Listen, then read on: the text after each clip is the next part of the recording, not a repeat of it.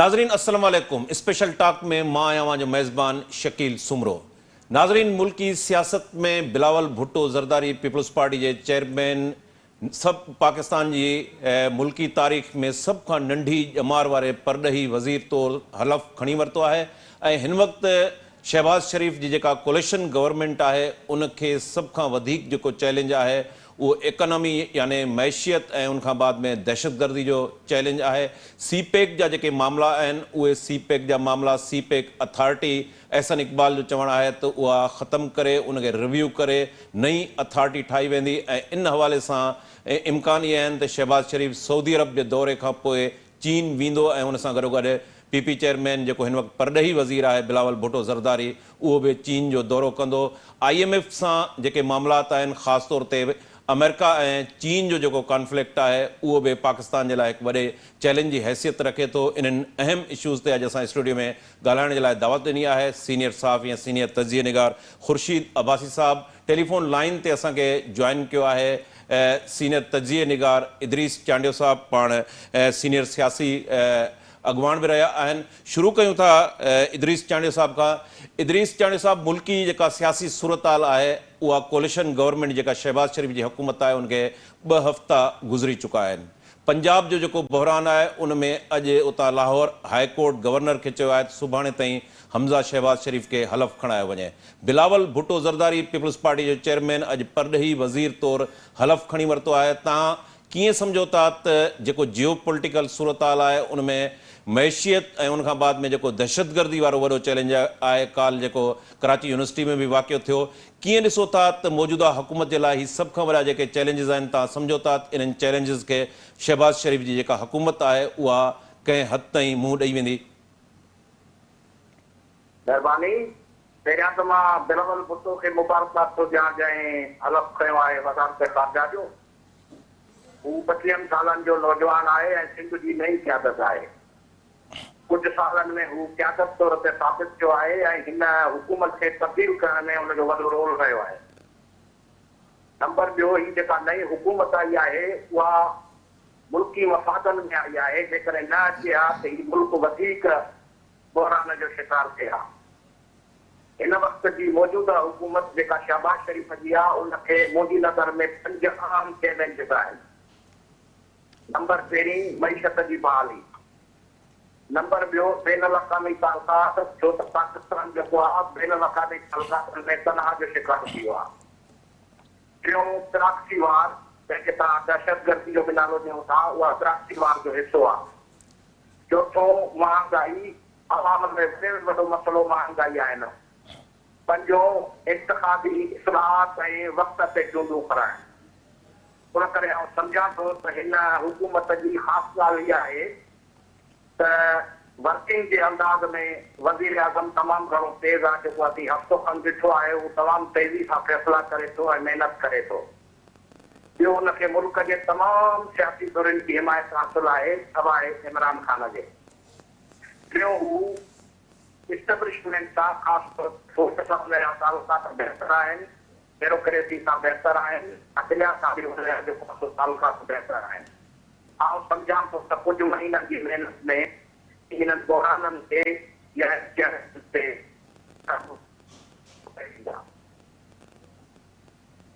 जी वाह। इदरीस साहब, C pack जो मामलो है, सी पैक अथॉरिटी के ख़त्म करने के लिए एहसन इकबाल एक समरी भी वज़ीर आज़म ना उमाणी है ऐं चयो आहे त सी पैक के रिव्यू कयो वेंदो। अमेरिका और चीन जो कॉन्फ्लिक्ट है एक पासे असां ॾिसूं था त IMF सां मुआहिदो, ॿिए पासे सी पैक, त इहे ॿई वेस्ट और चीन के पाकिस्तान साॻे ई वक्त ते उन ॿिन्ही खे इंगेज रखणु तमामु घणो आसान है या तव्हां सम्झो था पिया त ही मामला जेके आहिनि हिन हुकूमत जे लाइ इहे बि हिकिड़े चैलेंज जी हैसियत रखंदा? मुंहिंजो अर्ज़ु इहो आहे त पाकिस्तान हिन वक़्तु ज़रूरत इहा आहे त हू अमेरिका यानी वेस्ट ऐं चाइना के बैलेंस में हलंदो। जल्दी तौर ते तरफ़ थींदो त उन में हू नुक़सानु पाईंदो। उन करे हू चीन मां बि हथु कोन कढंदा, न पाकिस्तान मां हथु कढंदो। पर असांजी जेका मईशत ऐं तालुकात आहिनि उनजो ज़्यादा सारो मदार अमेरिका ऐं यूरोप ऐं अरब दुनिया ते आहे। उनजे करे हीअ नई हुकूमत जेको आहे उहा उन तरक़ियात खे आॾो रखंदे दुनिया में बैलेंस तवाज़ुन वारो प्रोग्राम रखी चाइना ऐं अमेरिका खे राज़ी रखंदे ऐं अॻिते वधंदा। जी खुर्शीद अवासी साहब, 2 हफ़्ता थिया आहिनि शहबाज़ शरीफ़ जे हुकूमत खे आहे। अॼु बिलावल भुट्टो ज़रदारी परॾेही वज़ीर तौरु हलफ़ खणी वरितो आहे। चैलेंजिस जेके आहे सभ खां वॾो, जीअं इदरीस साहब बि चयो ऐं मुख़्तलिफ़ तज़िये निगारनि जो आहे त हिन हुकूमत खे वॾो चैलेंज जेको आहे मैशियत जो आहे। ॿियो प्रॉक्सी वार जेको असां कराची जे अंदरि ॾिठो, आपघाती जेको बम धमाको थियो आहे, जंहिंमें 3 चीनी जेके आहिनि ऐं हिकिड़ो त ड्राइवर जेको आहे उहो हिन दहशतगर्दी जे वाक़े में मारिजी विया आहिनि। तव्हां सम्झो था त हीअ जेके सभ खां वॾा चैलेंजिस आहिनि, इहे शहबाज़ शरीफ़ हुकूमत जे लाइ इहो हिकिड़ो वॾो ॾुखियो टास्क आहे, पर तव्हां सम्झो था त उहो कंहिं हद ताईं मामला रिज़ॉल्व थी वेंदा? ॾिसो, दहशतगर्दी या जो मैशत था चओ, इहो हिकिड़ो पुराणा मसइला आहिनि जेके हर गवर्नमेंट खे तोहफ़े मिलनि था। इमरान ख़ान खे हुनजो साम्हूं करिणो पियो। इन खां माज़ी में जॾहिं हिन जी गवर्नमेंट हुई, पीपल्स पार्टी गवर्नमेंट हुई या नून लीग जी, उन वक़्तु इहा साॻी सूरत हाल। इन सूरत हाल में का तब्दीली अॼु ताईं न आई आहे। यकीनन हाणे इन में छा आहे त ग़ैर मुल्की क़ुवतूं इनवॉल्व आहिनि ऐं उहे नथियूं चाहिनि त पाकिस्तान जे अंदरि सूरत हाल ठीकु रहे। ऐं जॾहिं सूरत हाल ठीकु न रहंदी, दहशतगर्दी थींदी, इन करे हुन वाक़िया थींदा, मामला थिया, पोइ तव्हांजी मुआशत ते बराह रास्त जो असरु पवंदो आहे। ऐं जेसीं ताईं शहबाज़ शरीफ़ जी ॻाल्हि आहे त भई जेको शहबाज़ शरीफ़ खे हिकिड़ो तजुर्बो आहे, हुन पंजाब में उहे पंहिंजा तजुर्बा करे चुका आहे पहिरीं, ऐं हिकिड़ो सुठी तबियत जो माण्हू आहे ऐं सभिनी गॾु हलण वारो माण्हू आहे। पाकिस्तान में हाणे इन सियासत में गुंजाइश ई कोन्हे त तव्हां हिकु ॿिए सां विढ़ो, तव्हांखे सभिनी गॾु खणी हलणो पवंदो। इहे छो त हिकिड़ा इज्तिमाही मसइला आहिनि पंहिंजा, जेके बहिराणे जा मसइला आहिनि, सभु हिकु जहिड़ा आहिनि। जहिड़ी पंजाब जी बहिराणे जो मसइलो आहे, तहिड़ो सिंध जे बहिराणे जो मसइलो आहे, तहिड़ो ख़बर पख्तूनख्वा ऐं बलूचिस्तान में। हाणे तव्हां किथे सियासत जे ज़रिए कंहिं शहरनि जी अहमियत था ॾियो, किथे तव्हां का ॿी शइ था कयो। ऐं इहे जेके सियासी चालू आहिनि, जी मां सम्झा थो हाणे न हलंदियूं, छो त हिन वक़्तु सियासी कारकुन जेको आहे सो वॾो सुञाण थी चुको आहे ऐं मामला तमामु अॻिते वधी विया आहिनि। तंहिं करे शहबाज़ शरीफ़ जो मूंखे जेको अंदाज़ो आहे त जेका हुकूमत जो सेटअप ठहियो आहे, इन में सभु तक़रीबन सभु सियासी जमायतूं ऐं उहे जमायतूं जेके पार्लियामेंट में न वञी सघियूं आहिनि, उहे बि हिन सां गॾु आहिनि कि मजमूई तौर हिकिड़ी वॾी सियासी सपोर्ट आहे मौजूदा गवर्नमेंट खे। ऐं इमरान ख़ान त रिएक्शन में करे थो, जो कुझु करे थो रिएक्शन में करे पियो, ऐं हुनजी जेका तबियत आहे, उन पंहिंजी तबियत जे हथां मजबूर आहे, इन क़िस्म जो रिएक्ट करे थो। हुनजो मां सम्झां थो का वॾी सियासी अहमियत कान्हे हिनजी। तंहिं करे राहूं खुलियल आहिनि ऐं हर शइ आहे। ऐं जीअं एस्टेब्लिशमेंट सां बि जेका सो शहबाज़ शरीफ़ जा तमामु घणा राब्ता माज़ी में बि रहिया आहिनि ऐं हिन वक़्तु बि आहिनि। ऐं शेख रशीद खे जेको सभ खां वधीक वॾो ख़तरो हूंदो हो, उहो शहबाज़ शरीफ़ मां हूंदो, हमेशह बयानु ॾींदो हो, हिननि जो ख़्यालु कयो वञे इतो असां ॾंगमासीं हमेशह, ऐं उहो मामिलो थियो एंड में वञी। तंहिंजे करे हाणे जेका ॿी ॻाल्हि कयो, ताज़ो वाक़ियो जेको थियो आहे कराची यूनिवर्सिटी में, ॻाल्हि आहे त कराची खे 20-25 सालनि खां हिकिड़ो वॾी सियासी तजुर्बेगाह बणायो वियो आहे। हर टेस्ट जेका हिते थी आहे, उन टेस्ट जे नतीजे में हिते माण्हू डिवाइड थी विया आहिनि। माण्हुनि खे का ख़बर कान थी पए, को चए थो त शहर असांजा आहिनि, को चए थो ॿाहिरां में असां न वेंदासीं, शहरी ज़िंदगी सुठी आहे। अड़े भाई, हीउ मुल्क आहे, मुल्क में हर मुल्क में ॿाहिरि बि थींदी आहे ऐं शहर बि थींदा आहिनि, ऐं इज्तिमाही सोच हूंदी आहे त उन्हनि माण्हुनि खे जो बुनियादी सहूलियतूं आहिनि उहे ॾिनियूं वञनि। ऐं असां वटि बदकिस्मती सां हमेशह शहरनि ते तवजो ॾिनो वियो ऐं ॿाहिरां खे को तवजो ॾिनो, तंहिं करे ॿाहिरां जा माण्हू वॾे पैमाने ते शहर में शिफ्ट थिया आहिनि। हाणे हीअ वॾी हिकिड़ी आबादी ऑटोमेटिक शिफ्ट थी आहे। इहो कोन थियो आहे सियासी पस मंज़र में। तव्हां ॻोठ में ॾिसो, जेके पहाड़ी इलाइक़े जा माण्हू आहे, मथी लेवल जा माण्हू जेके रहंदा टिपिकल ॿाहिरां में, उहे हाणे तालकी सतह ते शहरनि में आबाद थिया आहिनि। अच्छा, हीउ जेको वाक़ियो कराची यूनिवर्सिटी वारो थियो आहे, तव्हां सम्झो था त इंटेलिजेंस जेको नेटवर्क आहे उनजो बि हीउ फेल्यूअर आहे। ऐं कराची यूनिवर्सिटी में ज़ाहिर आहे त समय हज़ारे शागिर्द अचनि था, उहा उते ऑटो रिक्शा ते जेका आपघाती औरत आहे उहा पहुती आहे। कीअं ॾिसो था त इन्हनि खे हितां जे इंटेलिजेंस नेटवर्क पुलिस खे या रेंजर्स आहे हेतिरी डिप्लॉयमेंट आहे, उनखे ख़बर न पइजी सघे? साईं, मसइलो इहो आहे त असांजा ॿार पढ़िया आहिनि कराची यूनिवर्सिटी में, मां कॾहिं कॾहिं वेंदो हुउसि छॾणु, त वॾी चेकिंग, गाॾी कार्ड ॾेखाओ, फलां करो, त कॾहिं कॾहिं असांखे झड़प थींदा त भई तव्हां हिते हाणे बाज़ार इहा आहे। ऐं जेके अॼु 2 शयूं साम्हूं आयूं आहिनि। हिकिड़ी रिपोर्ट इहा आई आहे, शायदि हिन कैमराऊं चेक कयूं हुयूं सभु। हिकु रिपोर्ट इहा आहे त कंहिंसां मोटरसाइकिल ते वेही माई जेका दाख़िल थी आहे अंदरि। ॿी जेका पहिरीं रिपोर्ट इहा आई त रिक्शा में आई आहे डायरेक्ट, छो त रिक्शा वारे खे तकलीफ़ न रोकींदा आहिनि। हा, ॾिसो झाती पाईंदा, हा भई ठीकु आहे, रिक्शे में आई आहे, इन क़िस्म शयूं। तंहिंजे करे इन्हनि खे सख़्ती करणी पवंदी आहे। वॾी जेका कराची यूनिवर्सिटी जेका इंतिज़ामिया आहे, सभ खां वॾी हुनजी नाअहली आहे। नंबर 2, इंटेलिजेंस जी वॾी में वॾी नाअहली आहे। त भई हीउ शहर जेको आहे सो तव्हां कीअं था चेक कयो, कीअं थींदो, ॿाहिरि केतिरो हुजे, केतिरो वञे, छा आहे। हाणे इन्हनि वाक्यनि जे करे मुल्क बदनाम थो थिए हमेशह। चीन पाकिस्तान जो पको दोस्त आहे, इहा मां सां दोस्ती रहंदी आहे। चीन खे ख़बर आहे त असां टारगेट ते आहियूं हुते, ऐं हिमत ताईं अहिड़ो को वॾो वाक़ियो न थियो। वाक़िया माज़ी में थिया आहिनि घणा, पर उनखे रोकियो वियो। पर हे वरी वॾो वाक़ियो थियो आहे। मां सम्झां थो त चीन हिन ते एॾी वॾी रद्द ज़ाहिर न कंदो। चीन खे सॼी ख़बर आहे त भई असल में मसइलो आहे सीपेक जो, ऐं सीपेक जो मामिलो हमेशह नवाज़ शरीफ़ जे दौर में बहितर रहियो, उन तर्जु ॾिनी वई। हाणे शहबाज़ शरीफ़ अचण सां ई इन खे वरी खयो आहे ॿीहर त भई सीपेक जो आहे शुरू हुननि कयो, चवंदा ऐं हिन इमरान ख़ान जे दौर में सीपेक ते तर्जु न वियो एतिरो। हे हाणे इहा चाइना खे बि ख़बर आहे ऐं उन्हनि माण्हुनि खे ख़बर आहे जेके सीपेक खे रोकणु चाहिनि था। इहे सभु जेके हथ कंडा। इदरीस साहब खां पुछो था, इदरीस साहब, पीटीआई इमरान ख़ान जो मुस्तक़बिल कीअं ॾिसो था? इमरान ख़ान जो चवणु आहे त पहिरें मुंहिंजे ख़िलाफ़ु साज़िश कई वई ऐं पोइ मुदाख़लत करे मूंखे इक़्तिदार तां हटायो वियो। इमरान ख़ान ईद खां पोइ इस्लामाबाद ॾांहुं मार्च करण जो बि इशारो ॾिनो आहे। कीअं पीटीआई इमरान ख़ान जो फ्यूचर तव्हां कीअं था ॾिसो? मुंहिंजो चवण इहो आहे त रूस जेको आहे हिनमहिल ताईं यूक्रेन खे साड़े छॾियो आहे, पोइ बि उतां जी हुकूमत तब्दील नथी थिए। ऐं हिकिड़े लेटर सां या असांजे सफ़ारतकार जी चिठी सां हितां जी हुकूमत तब्दील थी वई त आसान कमु आहे अमेरिका लाइ। अमेरिका खे न बजेट ठाहिणी पई, न पोचकशी करणी पई, न दबाव विझणो पियो। हिकिड़े ख़त सां जेको आहे असांजी हुकूमत हली वई, उनजे करे हू अहिड़ियूं सतही ॻाल्हियूं जेको करे थो उन मां मौजो वियो आहे त उहो अनारकी जो शिकार आहे। ऐं हिकु सियासी हैसियत कारकुन जी हैसियत सां मां चवां थो त जेकॾहिं हुन तहरीक हलाइण जी तकड़ कई त हुन में हू नाकाम थी वेंदो, जंहिंजो फ़ाइदो मौजूदा हुकूमत खे पवंदो। इदरीस साहब, ही जेको इमरान ख़ान जी सूरत में पोणा 4 सालनि जो हिकिड़ो वर्स्ट तरीन पाकिस्तान जी तारीख़ जो तजुर्बो कयो वियो, जन धुरिन इमरान ख़ान खे आंदो, तव्हां सम्झो था त हीउ जेको फेल्यूअर असांखे इकनॉमी जे हवाले सां जेके फॉरेन पॉलिसी जा मामला आहिनि, सिक्योरिटी जा मामला आहिनि, साम्हूं हिकिड़ा चैलेंज ॾिसणा पिया आहिनि, त उन तजुर्बनि मां उन्हनि धुरिन को सबक़ु हासिल कयो आहे? ऐं ईंदड़ वक़्त में तव्हां ॾिसो था त जमहूरियत जेका आहे हिन वक़्तु हाइब्रिड हिकिड़ी पोज़ीशन ते आहे, उहा वधीक मुस्तहकम थींदी? इन तजुर्बे खां पोइ त सुरकुवतुनि ऐं एस्टेब्लिशमेंट जेका सियासत खां हथ खणी वई आहे, उनजो इहो मौजूदा सबूत आहे। उन करे आउं सम्झां थो त आईंदा जेको आहे हिन तजुर्बे खां पोइ जेको बि हू तजुर्बो कंदा सोचे सम्झी कंदा। नंबर ॿी जेका ॻाल्हि आहे, जेका तव्हां चओ था हिते दहशतगर्दी थिए थी, आउं चवां थो भई तरक़ी वार जो हिसो आहे। असां बि अफ़गानिस्तान जे हवाले सां रुॻो फौजी हरू कढियो आहे।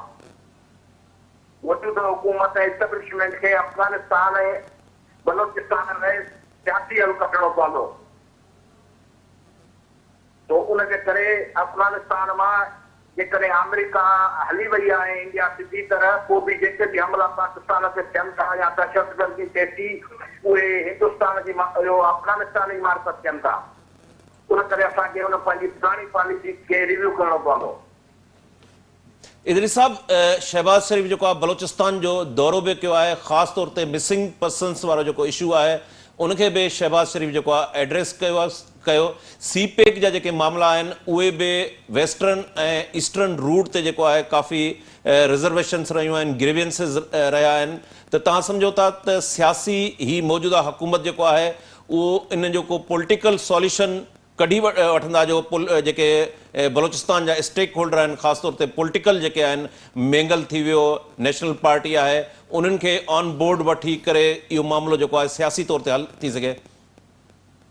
वॾी तब्दीली मौजूदा इहा आहे त बलोचिस्तान हिक तरफ़ थी विया आहिनि। उहा जेका हिक तरफ़ी उन्हनि जी यूनिटी आहे, उहा जेको आहे असां क़ौमुनि लाइ, मज़लूम क़ौमुनि लाइ मिसाल आहे। नंबर ॿियो त नवाज़ शरीफ़ जेका उते तक़ीर कई आहे, उहा ॿुधण जो बि आहे। हुन चयो त मां तव्हां सां गॾिजी मिसिंग पर्सन लाइ आवाज़ उथारींदुसि। हिन मां हो त माना हू अञा वज़ीर आज़म वारो जेको कॉन्फिडेंस ऐं एतमाद आहे उहो हुन में अञा न आयो आहे। उन करे आउं सम्झां थो त बलोचिस्तान जो जेका गॾियल सोच आहे ऐं गॾियल यूनिटी आहे, उहा वफ़ाक़ी हुकूमत ऐं एस्टेब्लिशमेंट खे मजबूर कंदी त जेकॾहिं हुननि बलोचिस्तान सां रवैयो दुरुस्त न कयो, हुनजो सियासी हल न कढियो, उतां जी तरक़ी खे हुननि अॻिते न कयो, त तंहिंजो फ़ाइदो हिंदुस्तान वठंदो।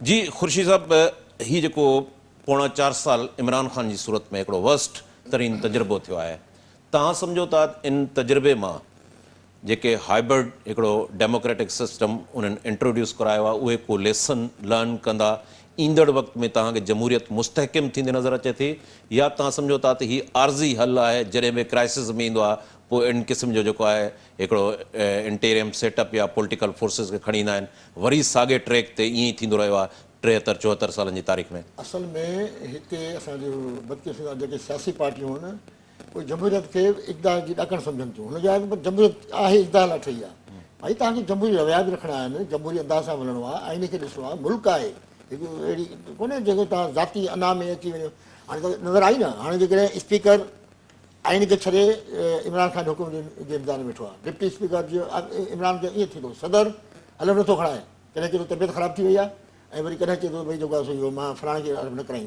न खणाईंदुसि मतिलबु इमरान ख़ान नाराज़ थी वञे हाणे इहे जेके ज़ातियात अची थी वञे आइन जे साम्हूं त ॾिसो असां माज़ी वेठो आहे त जेका गवर्नमेंट ईंदी आहे त चाहींदा सदर असांजो हुजे ऐं सदरनि घणा सदर तव्हां ॾिठो त डिगारी पंहिंजी हुकूमत खे पाण ॾंगी हुन ज़माने में ऐं इहे शयूं थियनि थियूं पर ॻाल्हि आहे त सदर हुजे या वज़ीर आज़म हुजे या स्पीकर कोई उनखे पंहिंजे आइनी दायरे जे अंदरि रहणु खपे हाणे हीअ जेका सही सिधी हिकिड़ी नाहेली आहे इमरान ख़ान जी त पंजनि माण्हुनि खे पंहिंजो न करे सघियो पंहिंजी हुकमरानी दौरान उहे हिनखे पाण छॾे हलिया विया ऐं उनखां पोइ जेके इतिहादनि ॾे हिन कंहिंखे कूड़ हणी कंहिंखे गॾु आसरा ॾेई कंहिंखे कंहिं तरीक़े सां गॾु कयो उहे सभु भॼी विया हाणे इन्हीअ में साज़िश जी का मां सम्झ हिन त हिकिड़े पंहिंजे फेसरनि जे लाइ इन क़िस्म जी हिकिड़ी मूवमेंट हलाई त भई साज़िश थी आहे अमेरिका बि साज़िश करे फलाणो ॿाहिरी मुल्क इनवाल हिन में फलाणा हीअं लोकल इस्टेब्लिश ॾे इशारा हाणे इहे शयूं जेके आहिनि सो मां सम्झां थो त इहे न हलणु खपनि माज़ी में बि न हलियूं आहिनि वॾा न्यूट्रल माण्हू नज़र आया असांखे पर हाणे हिननि त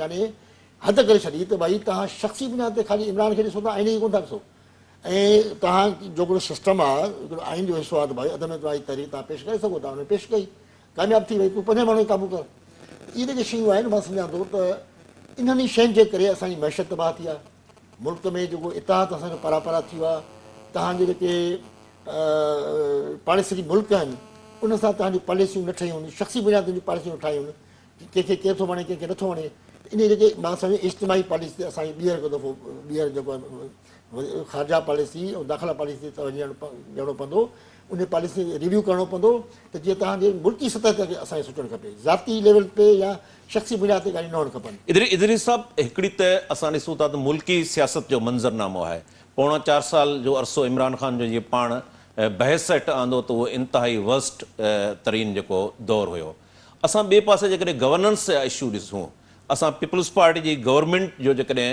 उनजो तजियो कयूं उनजो जाइज़ो वठूं त हींअर कंटिन्यूअसली उन्हनि खे 13-14 साल आहे त गवर्नेंस जा इशू जेके आहिनि उन सतह ताईं ताज़ो दादू में फरीदाबाद बाहि जो वाक़ियो थियो उते हिकिड़ी फायर ब्रिगेड जेका आहे उहा एसि ताईं जो उहा मौजूदु न हुई हुकूमती मशीनरी जेका आहे इंतिहाई लापरवाही जे नतीजे में 9 माण्हू जेके आहिनि ॿारड़ा अजल जो शिकार थी विया त सिंध हुकूमत जे हवाले सां तव्हां सम्झो था त उन ते चेक एंड बैलेंस जेको हुजणु खपे उहो न रहियो आहे ख़ुदि हुकूमत खे पीपी जी हुकूमत खे जेको डिलीवर करणु खपंदो उहो इन्हनि सालनि जे दौरान डिलीवर न थी सघियो आहे तव्हां दुरुस्त था कयो पीपल्स पार्टी जी वॾे वॾी बदकिस्मती आहे त हुन वटि न सुठी हुकूमत आहे न वरी करप्शन जो ख़ात्मो आहे जंहिंजे करे हेठि अवाम जेको आहे उहो तमामु घणो बेज़ार आहे ऐं जेको विचोलो तबिको बाशऊर आहे उहो नफ़रत बि करे थो पर पीपल्स पार्टी जो सिंध में नेचुरल मुतबादिल कोन्हे नेचुरल मुतबादिल पीपल्स पार्टी जो कॉन्ट्रैक्ट हुया बदकिस्मत सां कॉन्ट्रैक्ट जेके न को नओं नैरेटिव ॾेई सघिया आहिनि सियासत में न को अवामी पार्टी ठाहे सघिया आहिनि ऐं ईंदड़ वक़्त में इदरी साहब तव्हां कॉम्प्रेस सियासत जो डिघे अरसे ताईं हिसो रहिया आहियो छा सबबु आहे जो कॉम्प्रेस नैरेटिव या मुतबादिल न थी सघिया कॉम्प्रेस में लीडरशिप जी खोट आहे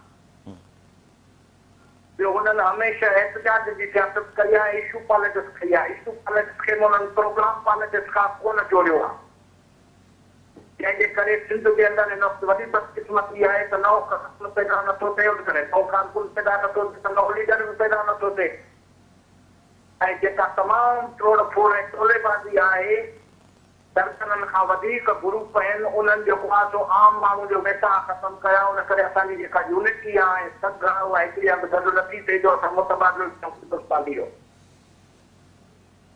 नंबर ॿी जेका तव्हांखे गुज़ारिश कयां त ईंदड़ वक़्त में सिंध जो वोट बैंक जे टुटण जो या तक़सीम थियण जो मेन खान घटि आहे, उहो पीपुल्स पार्टी हथ में रहंदो। पर हिकिड़ी ॻाल्हि तव्हांखे मां ॿुधायां त जेको उर्दू स्पीकिंग जो वोट आहे उहो टुटंदो, तक़सीम थींदो। हुन करे एनसीए मजबूती पीपुल्स पार्टी जे लाइ थी आहे, छो त ईंदड़ चूंडुनि में जेका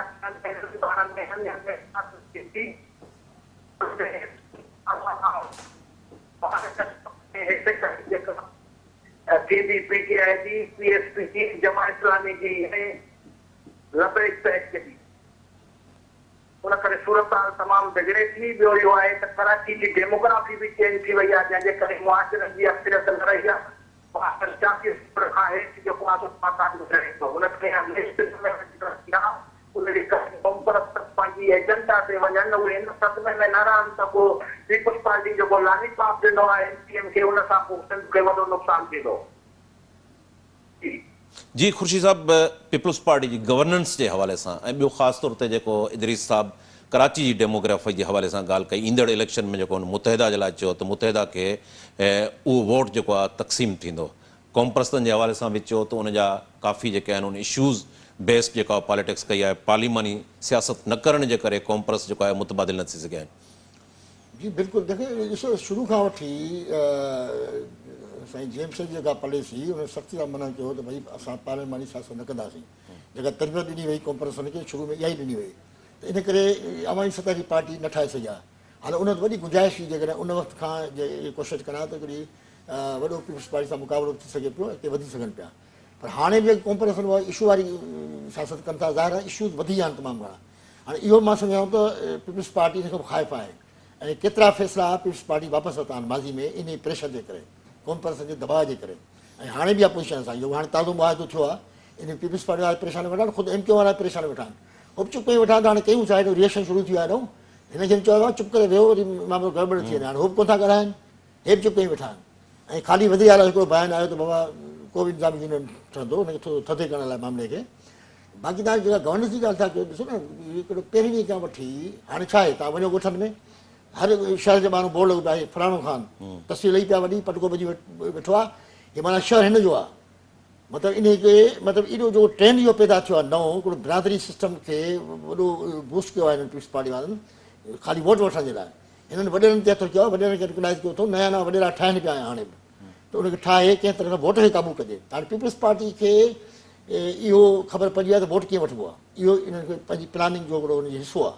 त वोट हे कारकर्दगी जे बुनियाद ते कोन था वठी सघनि, वरितो आहे हिन माज़ी में। तव्हां ॾिसो छा छा थियो आहे, हमेशह इलेक्शन ज़मानो रहंदो आहे त कंहिंखे चिंचूं अची वेंदियूं, 200-300 विरहाईंदा आहिनि माण्हुनि में ॻोठनि में, त कंहिंखे जेको आहे सो इहो सोलर सिस्टम था ॾियूं, कंहिंखे कुझु था ॾियूं, कंहिंखे पखा, कंहिं कुझु माण्हू कुल्हनि ते खणी वठंदा आहिनि।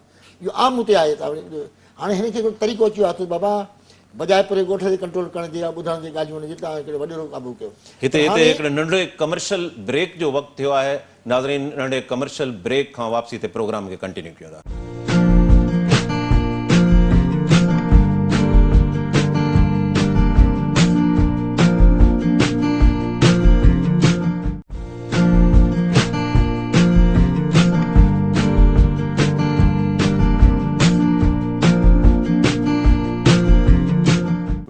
वेलकम बैक नाज़रीन।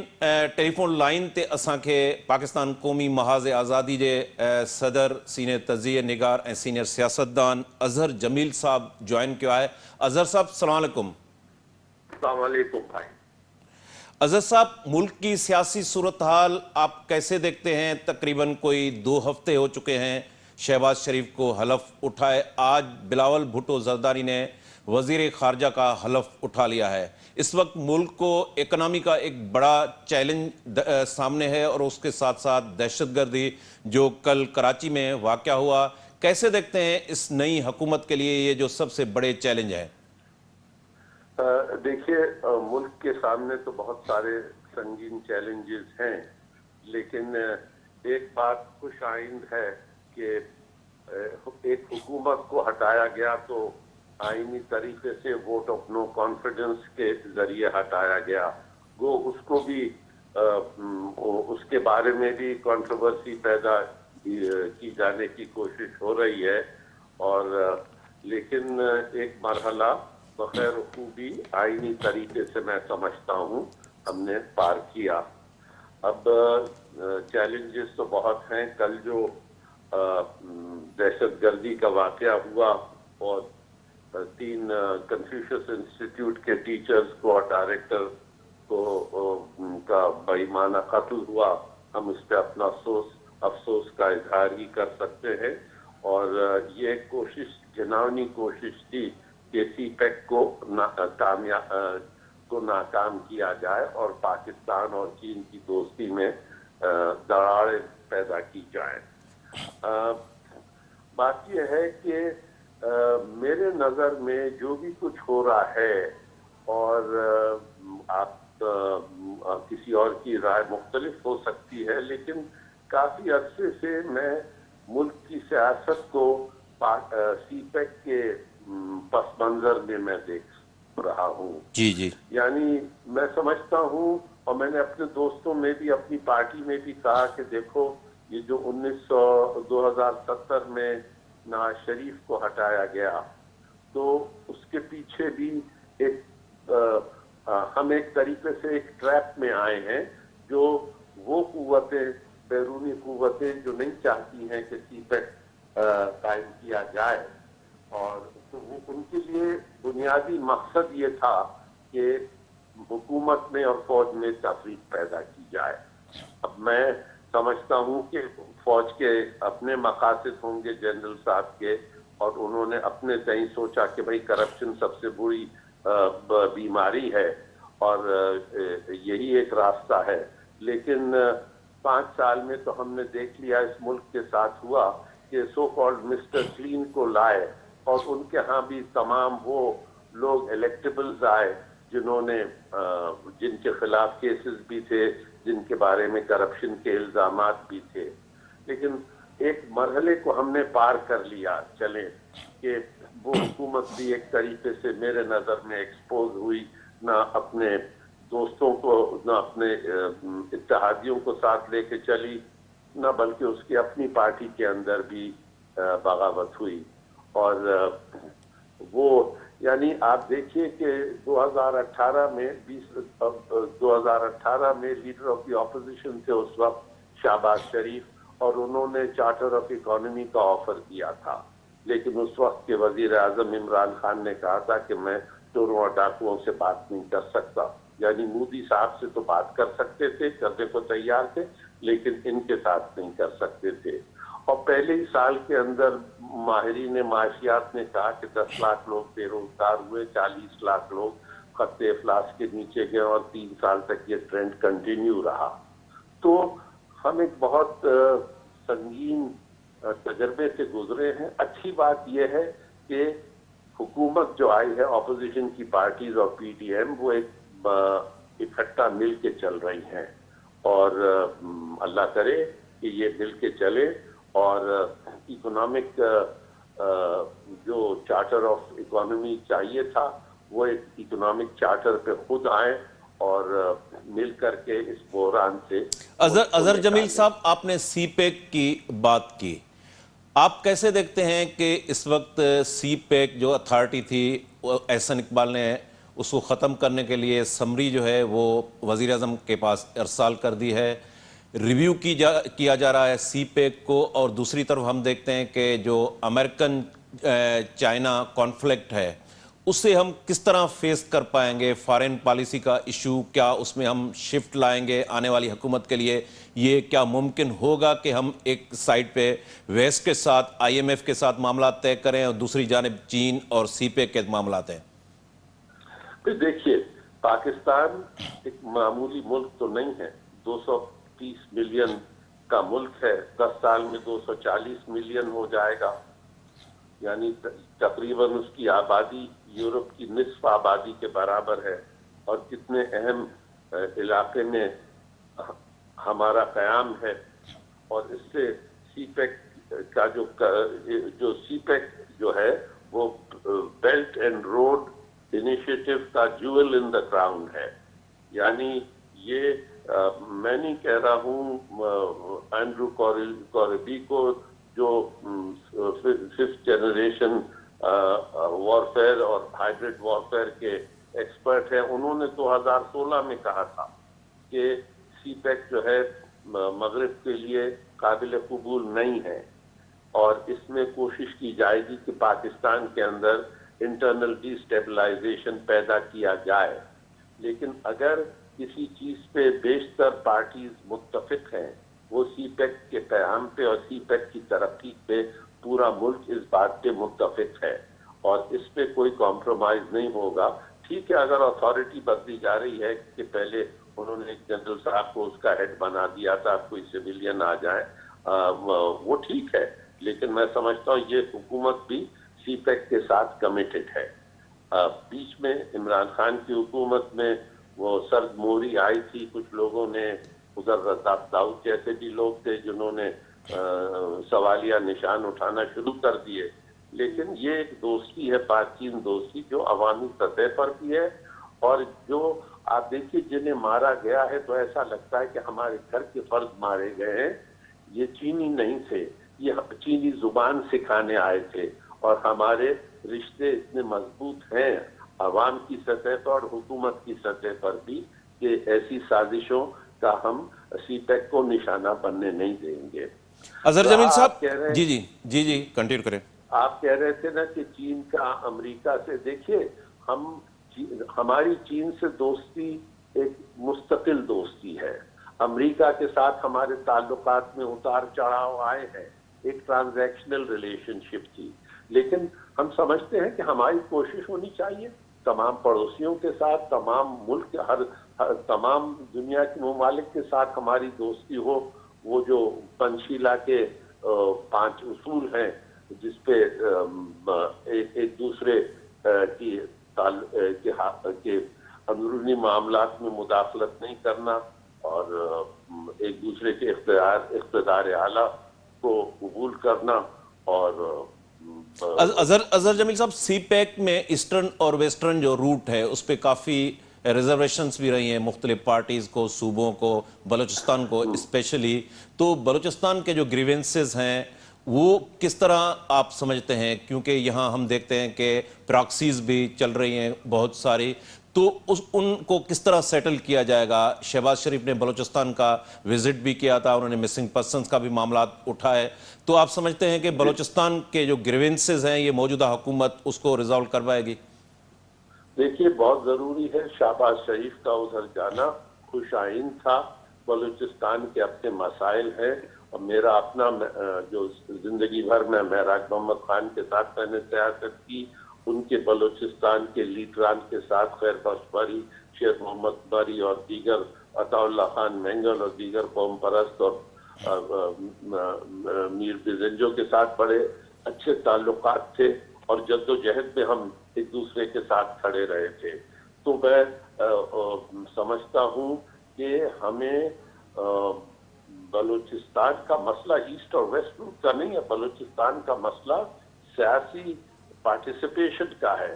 بلوچستان کے اندر لوگوں کو مین سٹریم میں لانا چاہیے، اور جو ناراض یوتھ ہے ان کو یہ اب جو حکومت آئی ہے اسے چاہیے کہ ادھر کے لیڈران مینگل صاحب ہوں، عبد المالک ہوں، ان کو اختیار دیں کہ اور ایجنسیز کو ساتھ میں مل کے چلے، اور ان پولیٹیکل لیڈرز کو اختیار دیں کہ جو ناراض لوگ ہیں بلوچستان میں ان کا دل جیتا جائے، ان سے بات کی جائے، ان کو جو چیزیں چاہیے ہیں ان کو دی جائیں تاکہ وہ ہماری مین سٹریم میں آئیں، اور لڑائی جھگڑے کے بجائے ہمارے اس صوبے کے ڈیولپمنٹ میں اور اس کی ترقی میں کام کریں، ذمہ داری لیں، کیونکہ وہ ان کا بھی ملک ہے، ہم سب کا ملک ہے، اور ہم سب کی ہمدردیاں مسنگ پرسنز کے ساتھ ہیں. اس کو یہ سیاسی لوگ اس پہ ہیلنگ ٹچ دے سکتے ہیں.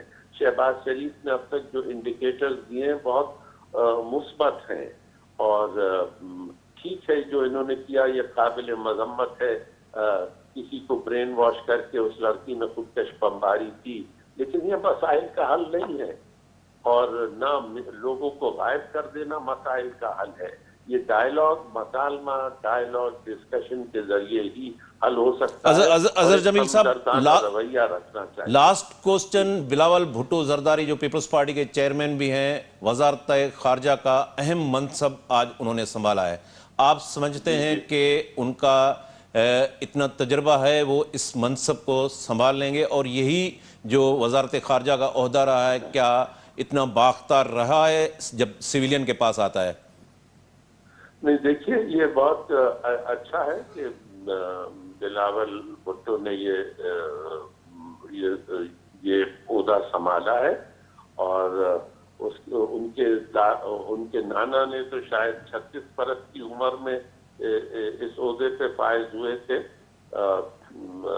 और ये जरा 33 बरस की उम्र में।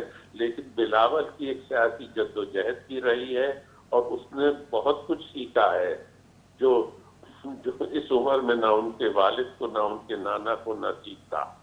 तो मैं समझता हूँ बहुत अच्छा कदम है। और इसमें एक पार्टी के लीडर हैं और उनका और ये बुनियादी तौर पे काम फॉरेन ऑफिस का होता है, पॉलिटिकल लीडर्स का होता है। हाँ, सिक्योरिटी महकमों से हम उनके इनपुट्स लेते हैं, लेना चाहिए, लेकिन आखिरकार ये फैसले सियासी हुकूमत को करने चाहिए। और एक बहुत अच्छा कदम है कि बिलावल भुट्टो ने ये जिम्मेदारी उठाई है। शुक्रिया अजहर जमील साहब, आपने हमें टेलीफोन लाइन पे ज्वाइन किया। नाज़रीन, हिते असांजे प्रोग्राम जो वक़्तु पुॼाणी खे पहुतो। ख़ुर्शीद अब्बासी साहब तव्हांजी महिरबानी। इदरीस चांडियो साहब असांखे टेलीफोन लाइन ते ज्वाइन कयो, संदसि बि महिरबानी। नाज़रीन, ईंदड़ प्रोग्राम में वरी कंहिं ॿिए इनवान सां हाज़िर थींदासूं। तेसिताईं ॾींदा इजाज़त। अल्लाह वाही।